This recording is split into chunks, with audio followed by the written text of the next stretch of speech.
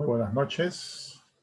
Luis Eduardo Alvarado Pino, estudiante de la Maestría de Ciencia Política con mención en Políticas Públicas de la materia Historia de la Política Ecuatoriana, se presenta para poner a consideración la reseña del texto Jugadores de Veto, Instituciones Volubles y Políticas de Baja Calidad, el juego político en Ecuador.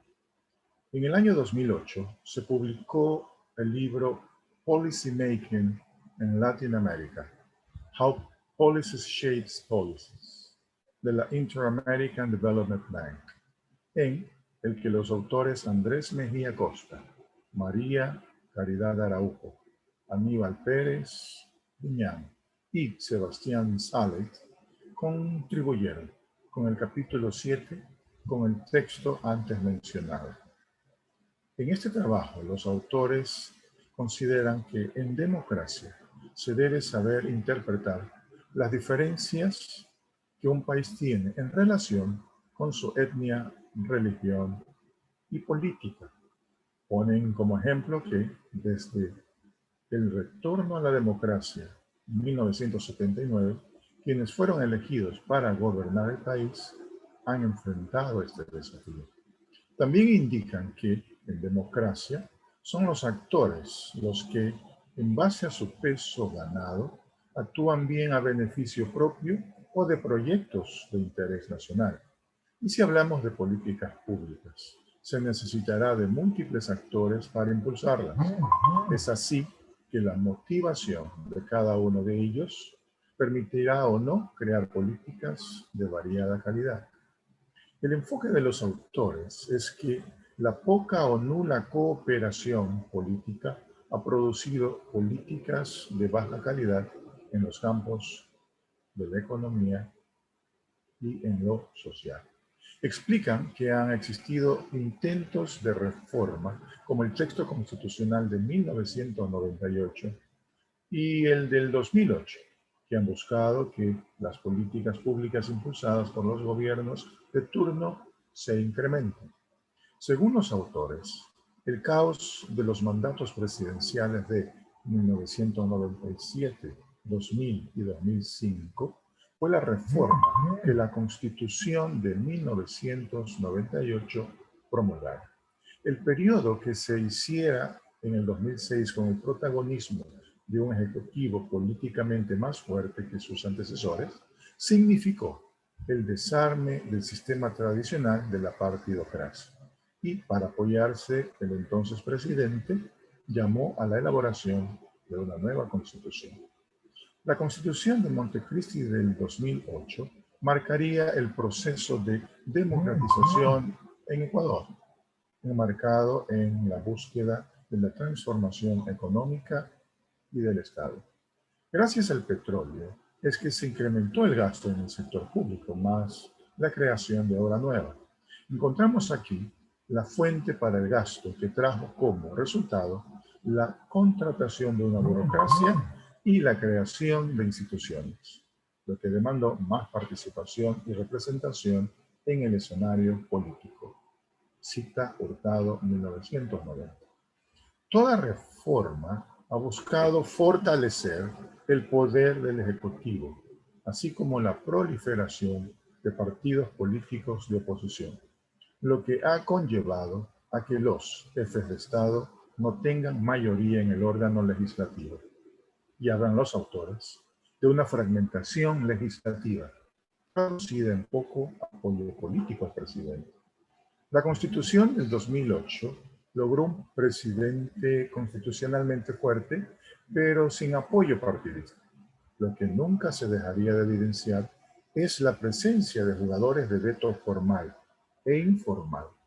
Jugadores que desafiarían posiciones y propuestas políticas por un lado, los de veto formal dentro del proceso regular conforme al orden constitucional, o de aquellos jugadores de veto informal cuya oposición se reflejaría en las calles. Los autores muy acertadamente expresan que la falta de cooperación de largo plazo para la creación de políticas en nuestro país se trasladó a un posible primer escenario, Que el presidente, con su influencia política y económica, consiga aliados por medio de prebendas clientelares para formar coaliciones. Y por otro lado, cuando el presidente lograra acuerdos, que las agencias especializadas reciban al delegado del Ejecutivo para tomar decisiones técnicas y políticas inmediatas. Las políticas públicas en el Ecuador, mencionan los autores, requieren de características esenciales que permitan calidad del contenido para que el Estado mantenga su estabilidad y su continuidad. La supervivencia del gobierno estará sobre las preferencias rentistas, si se establecen que las instituciones influyan en el desarrollo a largo plazo del Estado. Una de las características esenciales que las políticas públicas deberían tener son que sean generadas por acuerdos previos y que busquen generar consenso social. Sin embargo, en el Ecuador, los niveles de estabilidad son bajos, principalmente porque los creadores de estas enfrentan limitaciones al no existir interés de cooperación a largo plazo. Una segunda característica se fundamenta en la posibilidad de crear políticas cuando las condiciones económicas son favorables, ocurriendo lo contrario si estas condiciones no existen. La tercera se refiere a la capacidad del Estado para lanzar reformas de manera efectiva, necesitándose aquí del apoyo judicial y de una burocracia profesionalizada, compuesta por servidores de carrera. Esta ecuación, que no se cumple en Ecuador, al no haber existido estas condiciones, se tradujo en un Estado con políticas públicas débiles y de baja calidad, donde los jugadores han demostrado que tienen la habilidad para imponerse. Finalmente, refieren los autores, una cuarta característica es la de evaluar la capacidad que tiene el Estado de promover bienestar general y si estas políticas representan a los intereses generales o no. La Constitución de 1979, 1998 y 2008, que introdujeron reformas, modificaron las reglas del juego político. 1. Cuando el gobierno empuja el proceso vía legislativa, intervienen aquí los jugadores con poder de veto formal e informal. Y 2. Cuando la decisión es tomada por un agente técnico, el resultado puede ir de una estabilidad a una volatilidad política producido por cómo se lo nombró y a la capacidad institucional. La resultante de las políticas por cualquiera de estas vías concebidas se vuelve incierta y una vez que los jugadores de veto de última instancia aparecen para oponerse a las mismas, poniendo el régimen en riesgo. En esta obra se categoriza cuáles son los actores decisivos con poderes por activas formales, pero no necesarios para aprobar cambios en la política o de los jugadores decisivos que se encuentran en el Ejecutivo, Gabinete y burocracia. El Poder Ejecutivo ha sido formulador de políticas con capacidad constitucional para crear, promover, insistir sobre estas y de incentivar a otros jugadores para lograr el apoyo. Pero la realidad ecuatoriana indica que muchos de los presidentes, sin apoyo de la legislatura, no han podido lograr objetivos para los cuales fueron electos. Relativa importancia tienen las posiciones del gabinete del Ecuador, ya que los ministros son nombrados y removidos a discreción presidencial. Los ministros, quienes tienen influencia en la formulación de políticas sobre sus respectivas áreas, tendrán acceso a fuentes económicas de fondos del Estado identificadas en la Constitución. Los ministros técnicos, mayormente de la política económica, están protegidos de la presión política con el objetivo de que la formulación de sus políticas sea de rápida ejecución a beneficio del país. Los directores de las agencias de gobierno nombradas por el presidente forman también parte de los actores jugadores decisivos, pero que de una u otra manera estarán regidos a la implementación de políticas con aprobación presidencial. En contraparte a los jugadores decisivos, están los jugadores de poderes de veto partidista, cuyo consentimiento para la aprobación de leyes es variable según los intereses del partido. La trascendencia de los partidos difiere si son de la región costera o de la región andina, siendo el social cristianismo fuerte en la costa y en su momento en la sierra, la democracia popular, izquierda democrática y Pachacuti, partidos que controlaron el Congreso en la década de los 90.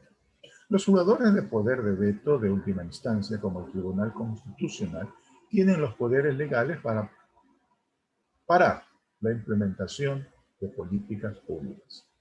Jugadores con poder de veto no institucional están liderados por los grupos sociales que tienen movilización popular y que pueden generar protesta social, que comprometan la estabilidad del gobierno si no se producen los cambios que ellos solicitan. Las coaliciones políticas de múltiples jugadores, esto quiere decir entre partidos políticos y gobierno, por lo general, ha sido de corto plazo. Y esto se debe a que los partidos han temido que el efecto de acuerdo a largo plazo con el gobierno traiga como consecuencia un desgaste en su popularidad al relacionarse con la merma de la popularidad del gobierno. La presencia de políticas institucionales y más en el orden monetario, especialmente el fiscal, ha sido difícil, ya que intentos de promulgación de paquetes para generar ingresos adicionales y cortar gastos no han sido fieles a su objetivo. Un ejemplo es que, al aplicarse políticas de ajuste fiscal, se observe posteriormente relajación en el gasto, generando reformas ineficientes. Esta realidad política ecuatoriana ha desembocado en que se generen nuevos ingresos a través de reformas a las leyes tributarias. Los intentos de reforma buscados por los presidentes y que no han podido ejecutarse son un claro ejemplo de la baja calidad de la política ecuatoriana y da el mensaje a grupos de poder de interferir en las decisiones políticas de los demás actores. Esta incapacidad para encontrar acuerdos y establecer alianzas a largo plazo han ocasionado el desinterés de reformas trascendentales a beneficio del país. Este trabajo me ha permitido interpretar la forma como juegan los políticos en democracia. Presidentes que en muchos de los casos, por defender su cargo, no gestionaron políticas públicas de transformación a largo plazo. Y no solo por incapacidad o desinterés, sino también por haber cedido a la presión de quienes, en su momento, amenazaban su opción.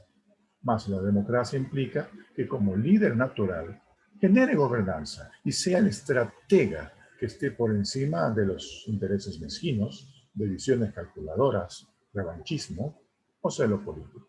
Los autores hacen un análisis de por qué los jugadores con poder de veto no institucional entran a la palestra política, por la misma incapacidad de las instituciones estatales y del poder político para solucionar sus problemas. El proceso de transformación que los autores presentan genera dudas de si la democracia vino para quedarse. Muchas gracias.